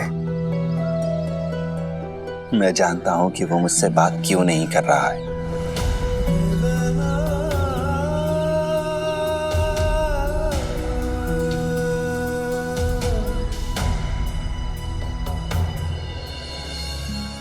पर वो तो बच्चा है, उसकी कोई गलती नहीं है। गलती तो उन लोगों की है जो बच्चों को गलत शिक्षा देते हैं। कम उम्र में बच्चे को सही और गलत में पहचान करना सिखाया जाना चाहिए, तभी वो अपनी जिम्मेदारी समझ सकेगा। इस संसार के प्रति, इस समाज के प्रति, अपने परिवार के प्रति और सबसे पहले अपने प्रति। किसी इंसान के भविष्य की आधारशिला उसके बचपन में ही रख दी जाती है। हम बच्चों को जैसे विचार देंगे, वो बड़े होकर वैसे ही बनेंगे।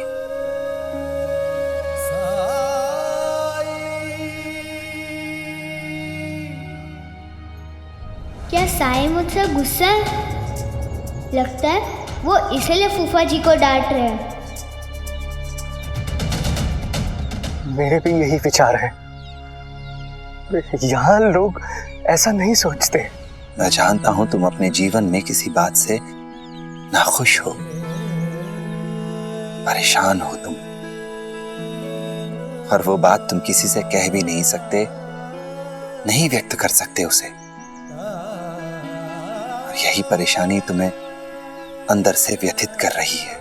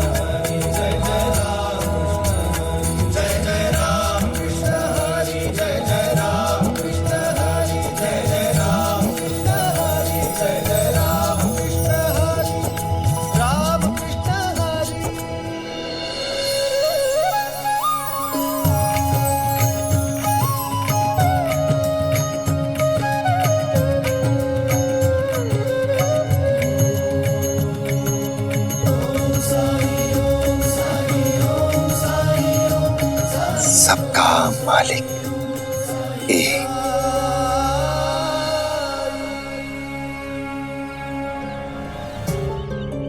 साई के कहने पर सारे लोग चले गए। साई ने एक बार भी नहीं सोचा कि मैं कितना अकेला महसूस करूंगा।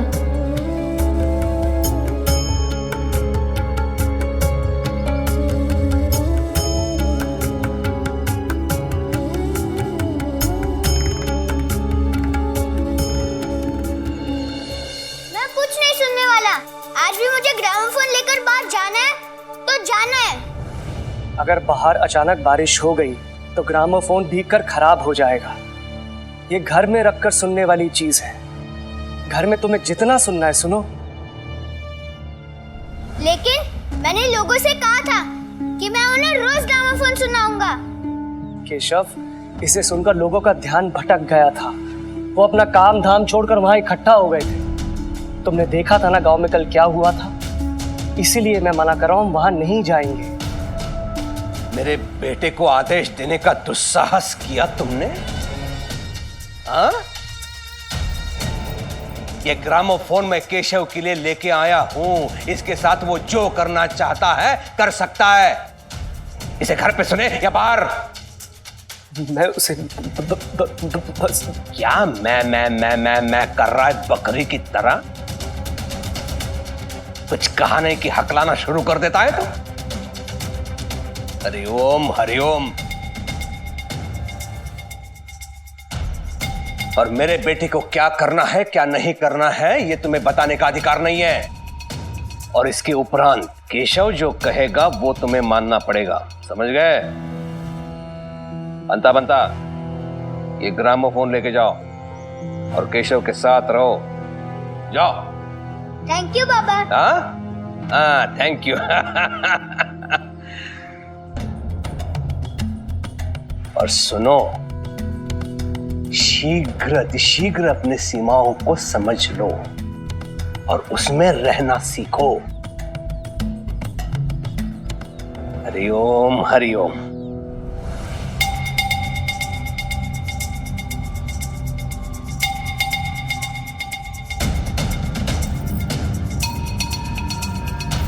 अब तक आपने समझ जाना चाहिए था कि यहाँ सिर्फ दादा की चलती है।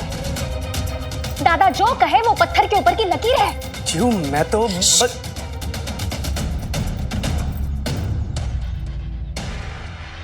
अरे देवा, फिर से दौरा पड़ गया आपको। कैसे आदमी है आप? जरा सा किसी ने कुछ बोल दिया तो तुरंत आपके हाथ पैर फूलने लगते हैं और जबान कांपने लगती है। इतने कमजोर कैसे हैं आप? मेरे ही कर्म फूटे हैं जो ऐसे बेकार आदमी से पाला पड़ गया मेरा। कैसे निकम्मे आदमी से शादी कराई है दादा ने मेरी। मेरी तो जिंदगी बर्बाद हो गई। इससे अच्छा ना मेरी शादी किसी पेड़ से करा देते। एक ही तो बात थी।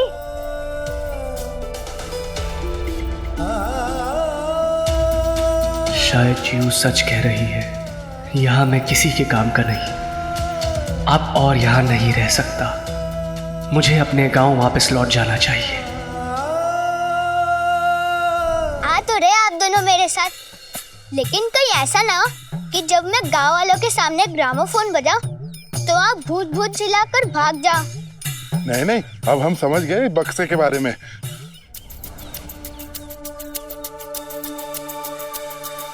काका कहाँ जा रहे? संगीत नहीं सुनोगे? अभी नहीं केशव बेटा, खेतों में जाना है ना, देर हो रही है, फिर कभी। हाँ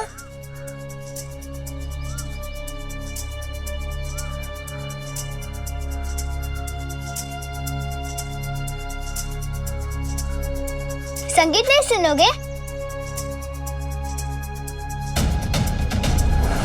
हर बदलते दिन के साथ नई वस्तुएं आ रही हैं हमारी जरूरतों के मुताबिक। पर इस सबसे कहीं ज्यादा जरूरी है आपका अपना काम, जो कि आपका इंतजार कर रहा है, राह देख रहा है आपकी। बेटा मन तो कर रहा है, लेकिन याद है साई ने क्या कहा था? पहले काम को प्राथमिकता देनी चाहिए, फिर कभी। हाँ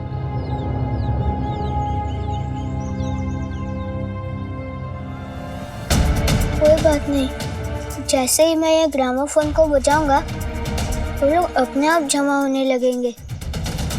आओ आओ चलते हैं।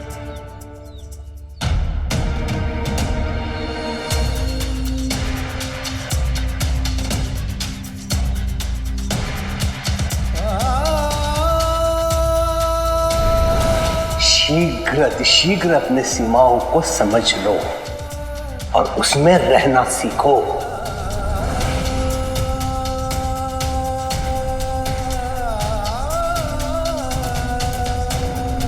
अब तक आपने समझ जाना चाहिए था कि यहाँ सिर्फ दादा की चलती है।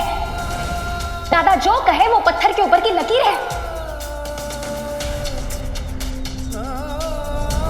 कैसे आदमी है आप? जरा सा किसी ने कुछ बोल दिया तो तुरंत आपके हाथ पैर फूलने लगते हैं और जबान कांपने लगती है। इतने कमजोर कैसे हैं आप? नहीं, मेरे ही कर्म फूटे हैं जो ऐसे बेकार आदमी से पाला पड़ गया मेरा। ऐसे निकम्मे आदमी से शादी कराई है दादा ने मेरी। मेरी तो जिंदगी बर्बाद हो गई।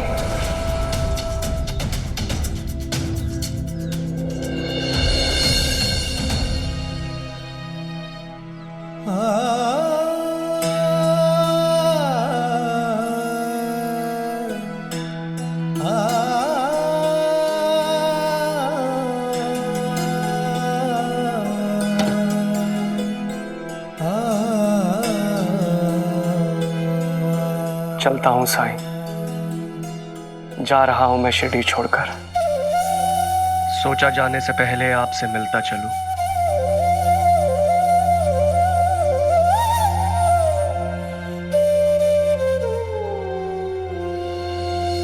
राम जी भला करें।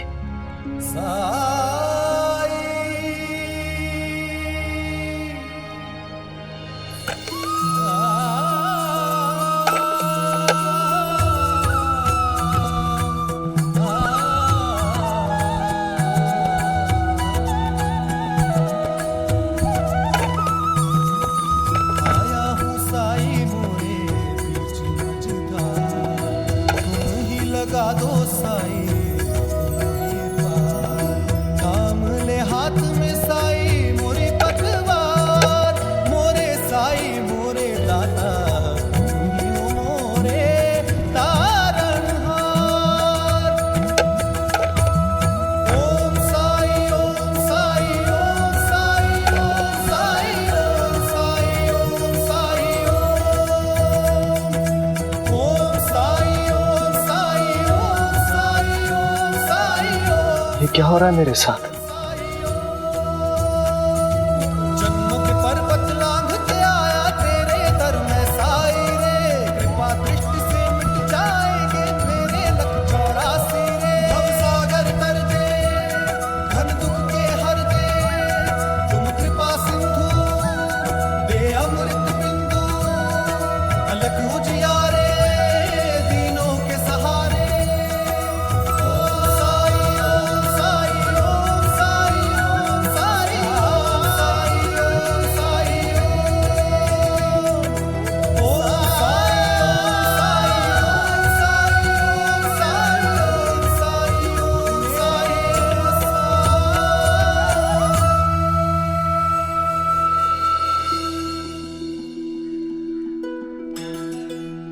साईं,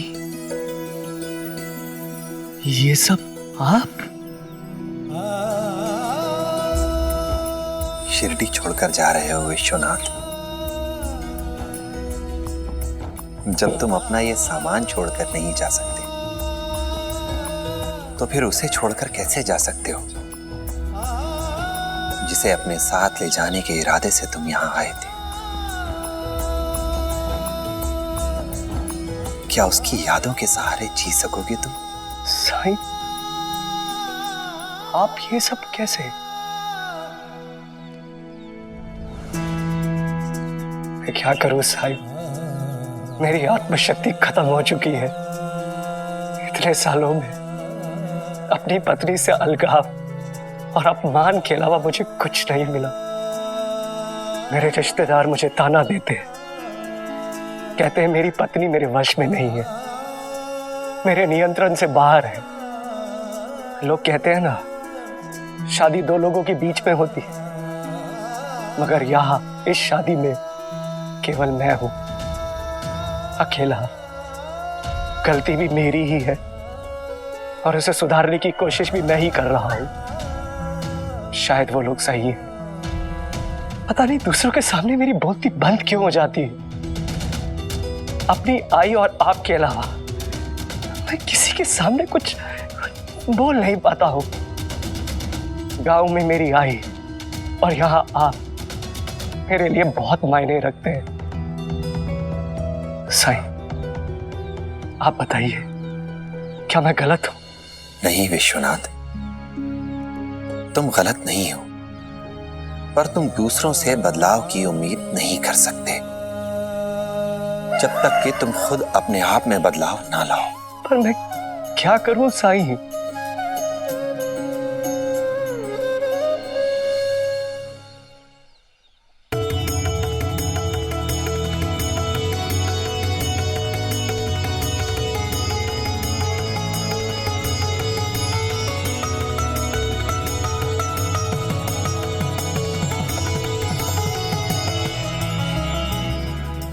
कोई भी नहीं आया।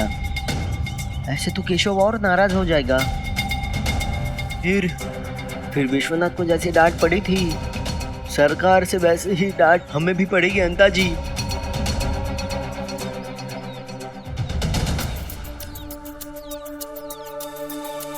अरे बच्चों, जरा सुनो, यहाँ आओ।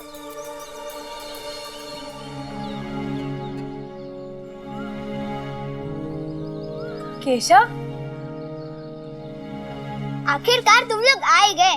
बहुत देर से इंतजार कर रहा था तुम लोगों का। बताओ क्या सुनोगे? आज कुछ नहीं सुन सकते केशव, माफ कर दो मेरे दोस्त। हाँ केशव, आज हम लोगों की परीक्षा है। ये लोग कल की तरह देर नहीं कर सकते। परीक्षा खत्म होने के बाद अगर हम संगीत सुने तो कैसा रहेगा? इसका मतलब मुझे शाम तक इंतजार करना पड़ेगा और मैं पूरे दिन यहाँ करूँगा क्या? जिफ्री सही कह रही है केशव। साईं ने हमें कल कहा था कि पढ़ाई पहले है, इसलिए आज शाम के बारे में तो तुम भूल जाओ, क्योंकि परीक्षा खत्म होने के बाद हम लोग अपने घर जाएंगे। कल भी हमारी परीक्षा है। तो ठीक है, जाओ और अपनी अपनी परीक्षा दो। और हाँ, जब तुम्हें समय मिल जाए और संगीत सुनने का मन करे तो मेरे पास आना मत।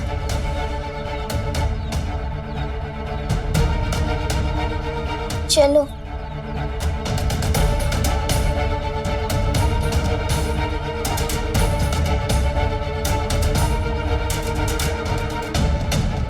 अच्छा, तो इन सबको उस बैरागी ने भड़काया है।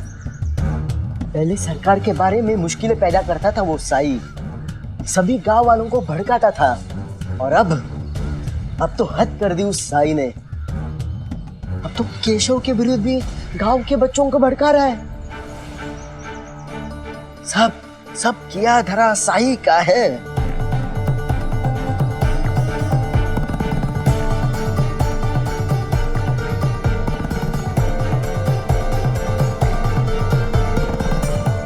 एक बात बताओ विश्वनाथ, क्या तुम्हारे सभी छात्र एक जैसे ही हैं? एक ही समान है? और अगर नहीं तो बताओ अपने विद्यार्थियों को प्रेरित कैसे करते हो? साईं, बच्चों को प्रेरित करना तो बहुत आसान है, चाहे वो कितने भी नटखट, शरारती या चंचल क्यों ना हो, उनमें कोई ना कोई अच्छाई जरूर होती है। बस यही एक कमी है हम बड़ों में। बच्चों की अच्छाई तो हम ढूंढ लेते हैं, पर बड़ों की अच्छाई हम नहीं देखना चाहते। तुम्हें एक कमी और है विश्वनाथ, जानते हो? वो कमी ये है कि तुम अपने बड़ों की नकारात्मकता का सामना करने से बचना चाहते हो।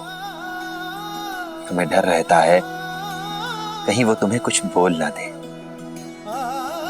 तुम्हें झिड़क ना दे। इसलिए अगली बार जब किसी से मिलो और तुम्हें ऐसा लगे कि मैं उससे बात कैसे करूं, तो सबसे पहले उसके अंदर उसकी अच्छाई ढूंढो और सच्चे दिल से उसकी उस अच्छाई की तारीफ करो। पर साईं, मैं समझा नहीं, मुझे असल में करना क्या होगा? शिरडी के बाजार में जाओ, वहां किसी इंसान को देखो, उसमें क्या अच्छाई है, क्या खूबी है, इसे जानो, इसे परखो और उसके बाद उसके पास जाकर सच्चे दिल से उसकी तारीफ करो। जाओ। पर साईं, यहाँ के बाजार में ना मैं किसी को जानता हूँ ना पहचानता हूँ, अजनबियों से मैं कैसे? तुम कोशिश तो करो।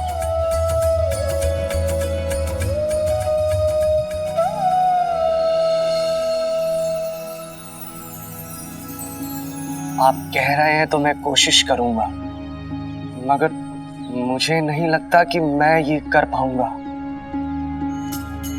परेशान मत हो विश्वनाथ, पहली बार में घबराहट होना स्वाभाविक है, मैं समझ सकता हूं, पर मैं वादा करता हूं तुमसे, अगर तुम प्रयास करते रहे तो अंततः तुम्हें सफलता जरूर मिलेगी। ये वादा है मेरा। जी।